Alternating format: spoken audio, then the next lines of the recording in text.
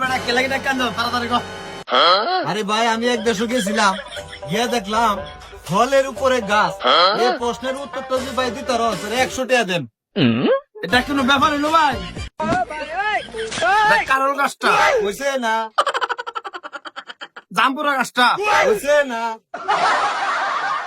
মালটা গাছ। হইছে না ভাই, ভালো করে কও। ভাই এটা কি হইতে পারে? আমি তো পারি না। এটা পারো না, একবারে সহজ কথা।